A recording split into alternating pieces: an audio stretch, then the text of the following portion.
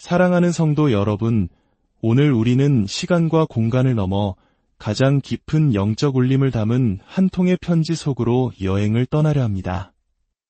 이 말씀을 듣기 시작하시기 전에 잠시 시간을 내어 구독과 좋아요를 눌러주시면 감사하겠습니다. 여러분의 작은 손길 하나하나가 하나님의 은혜로운 이야기가 더 많은 영혼에게 닿는 귀한 통로가 될 것입니다. 여러분의 삶에 주님의 평안과 축복이 늘 함께 하시기를 기도합니다. 오늘 우리가 함께 묵상할 말씀은 차가운 로마의 감옥, 생의 마지막 순간을 앞둔 사도 바울이 그의 영적인 아들이자 가장 사랑하는 동역자였던 디모데에게 보낸 마지막 편지, 디모데후서 1장입니다. 이것은 단순한 안부 편지가 아닙니다. 한 세대의 믿음이 다음 세대로 어떻게 계승되어야 하는지에 대한 간절한 유언이며 시대를 초월하여 오늘을 살아가는 우리 모두를 향한 하나님의 강력한 메시지입니다. 이제 성경 디모데후서 1장 1절부터 14절까지의 말씀을 경건한 마음으로 함께 봉독하겠습니다.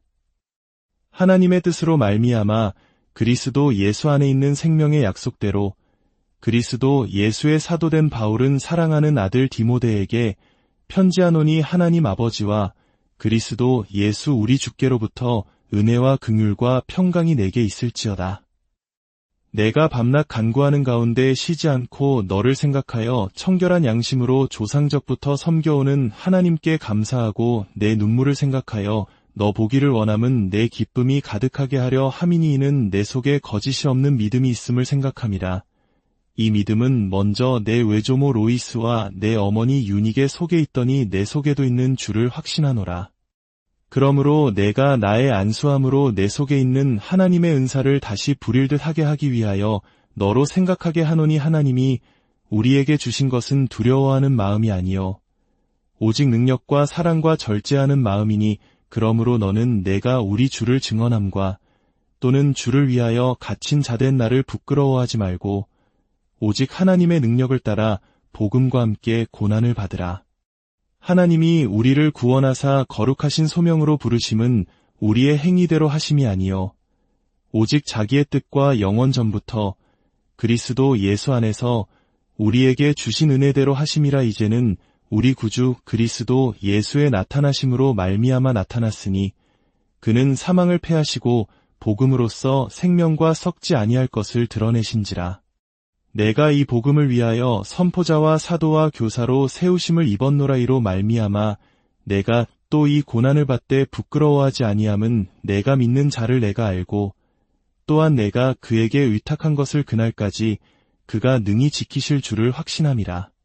너는 내게 들은 바른 말을 본받아 지키고 그리스도 예수 안에 있는 믿음과 사랑으로써 하라. 우리 안에 거하시는 성령으로 말미암아 내게 부탁한 아름다운 것을 지키라. 아멘. 사도 바울이 기도 가운데 디모데를 떠올릴 때 그의 마음속에 그려지는 모습은 어떤 것이었을까요? 바울은 이 편지를 통해 디모데라는 한 사람 안에 하나님께서 심어두신 위대한 가능성과 덕목들을 하나씩 짚어주고 있습니다. 마치 잘 짜인 아름다운 직물에서 몇 가닥의 실을 뽑아 그 본질을 보여주듯이 바울은 디모데의 삶을 통해 우리 모두가 본받아야 할 그리스도인의 모습을 그려냅니다. 첫째, 바울은 디모데의 진실성을 기억합니다. 5절 말씀은 이렇게 말합니다.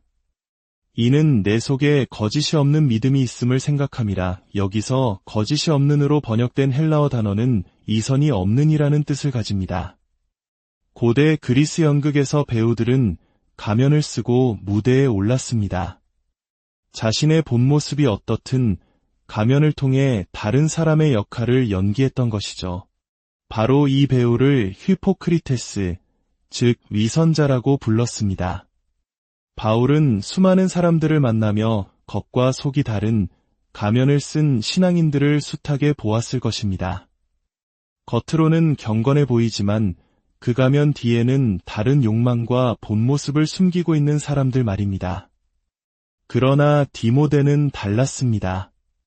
그는 자신의 감정, 특히 스승 바울을 향한 사랑과 영적인 필요를 눈물로 표현하는 것을 두려워하지 않았습니다. 그의 믿음에는 가면이 없었습니다. 우리 한국 사회는 때로 체면과 다른 사람의 시선을 의식하며 자신의 솔직한 감정이나 약한 모습을 드러내기 어려운 문화 속에 있습니다. 하지만 하나님께서 기뻐하시는 것은 완벽하게 포장된 모습이 아니라 있는 모습 그대로 주님 앞에 나아오는 진실한 믿음입니다. 디모데처럼 우리의 믿음이 가면을 벗고 하나님과 사람들 앞에서 진실되기를 소망합니다. 둘째, 바울은 디모데에게 사역에 대한 새로운 헌신을 촉구합니다. 6절에서 바울은 내 속에 있는 하나님의 은사를 다시 부릴 듯 하게 하기 위하여 라고 권면합니다. 이 구절은 참된 사역이 무엇인지에 대한 세 가지 핵심 요소를 보여줍니다. 첫째는 하나님으로부터 온 은사가 있다는 것입니다. 둘째는 그 은사가 바울의 안수, 즉 다른 신앙 공동체로부터 인정받았다는 사실입니다. 그리고 마지막 셋째는 디모데 스스로 그 은사를 사용하기 위해 헌신해야 한다는 것입니다. 바로 부릴 듯 하게 하는 노력입니다. 진정한 사역은 나의 은사는 이것입니다. 라고 스스로 주장하는 데서 시작되지 않습니다. 공동체가 그 사람의 삶과 섬김을 통해 자연스럽게 인정하고 격려해 줄 때 그 은사는 더욱 빛을 발합니다. 그러나 거기에 머물러서는 안 됩니다. 우리 스스로가 그 받은 은사를 꺼져가는 불씨처럼 내버려 두는 것이 아니라 끊임없이 부채질하여 활활 타오르는 불꽃으로 만들어야 할 책임이 있습니다. 셋째, 바울은 이중적인 충성을 가르칩니다. 8절을 보십시오. 그러므로 너는 내가 우리 주를 증언함을 부끄러워하지 말고 또한 주를 위하여 갇힌 자된 나를 부끄러워하지 말라. 주님을 증언하는 것을 부끄러워하지 말라는 말은 당연하게 들립니다. 그러나 바울은 여기서 멈추지 않고 주님을 위해 갇힌 나를 부끄러워하지 말라는 말을 덧붙입니다. 이것은 매우 중요한 통찰을 줍니다. 주님을 향한 우리의 충성이 진짜인지 아닌지는 가장 연약하고 보잘것없는 모습의 주님의 사람들을 어떻게 대하는가에서 드러난다는 것입니다. 당시 사도 바울은 더 이상 기적을 행하는 위대한 사도가 아니었습니다. 춥고 외로운 감옥에 갇혀 죽음을 기다리는 죄수였습니다. 세상의 눈으로 볼 때 그는 실패자여 부끄러운 존재였습니다. 모두가 그를 떠나가는 상황 속에서 디모데가 그를 찾아와 함께하는 것은 곧 주님을 부끄러워하지 않는다는 믿음의 가장 구체적인 증거가 되는 것입니다. 이것은 오늘날 우리에게도 동일하게 적용됩니다. 우리의 신앙은 교회 안에서 가장 약하고 소외되고 때로는 우리를 불편하게 하는 지체들을 부끄러워하지 않고 사랑으로 섬길 때 증명됩니다. 예수님께서 말씀하셨습니다. 너희가 여기 내 형제 중에 지극히 작은 자 하나에게 한 것이 곧 내게 한 것이니라. 우리의 충성은 화려한 곳이 아닌 가장 낮은 곳에서 빛나야 합니다. 넷째, 바울은 우리가 거룩함을 위해 구원받았다는 사실을 상기시킵니다. 9절은 말합니다. 하나님이 우리를 구원하사 거룩하신 소명으로 부르심은 거룩함, 즉 성결은 신앙생활의 선택사항이 아닙니다. 그것은 우리를 부르신 목적 그 자체입니다. 바울은 이어서 창세 전부터 시작된 하나님의 위대한 구원 계획을 설명합니다. 그 장엄한 계획의 중심에 있는 목표는 바로 우리가 거룩하게 되는 것, 다시 말해 예수 그리스도의 형상을 닮아가는 것입니다. 우리는 종종 거룩함을 딱딱하고 형식적인 율법 준수나 특정 복장을 하는 것으로 오해합니다. 그러나 성경이 말하는 거룩함은 예수님을 닮아가는 것입니다. 우리의 말과 행동, 생각과 가치관이 점점 더 예수님처럼 변해가는 것입니다. 이것이 성령께서 우리 안에서 이루시는 가장 중요한 일입니다. 다섯째, 바울은 디모데에게 정통신앙을 사랑하라고 가르칩니다. 13절과 14절에서 바울은 내게 들은 바른 말을 본받아 지키고 내게 부탁한 아름다운 것을 지키라고 명령합니다. 바른 말, 즉 정통교리는 우리를 건강하게 만드는 힘이 있습니다. 바울은 바른이라는 단어를 사용할 때 건강한 또는 건강을 주는 이라는 의미를 가진 단어를 사용했습니다. 이것은 마치 교정치과 의사와 같습니다. 많은 한국인들이 교정치료를 받습니다. 교정의사가 하는 일은 두 가지입니다. 첫째는 비뚤어진 치아를 바로잡아 음식을 잘 씹을 수 있도록 기능을 회복시키는 것입니다. 둘째는 그 과정을 통해 아름다운 미소를 만들어주는 것입니다. 하나님의 바른 교리, 정통신앙도 똑같은 역할을 합니다. 그것은 죄로 인해 뒤틀린 우리의 삶을 바로잡아 이 세상 속에서 소금과 빛으로서의 기능을 제대로 감당하게 합니다. 동시에 그 진리의 말씀은 우리의 삶을 변화시켜 세상이 흉내낼 수 없는 그리스도의 아름다움을 드러나게 합니다. 정통신앙은 우리에게 세상을 살아갈 힘과 세상에 보여줄 아름다움을 동시에 선물합니다. 이 모든 위대한 부르심 앞에 디모데는 어쩌면 두려웠을지 모릅니다.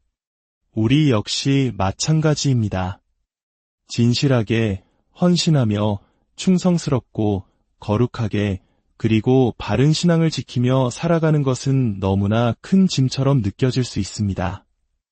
바로 그 지점에서 바울이 디모데에게만 특별히 추가했던 축복의 단어가 우리 마음에 큰 위로를 줍니다.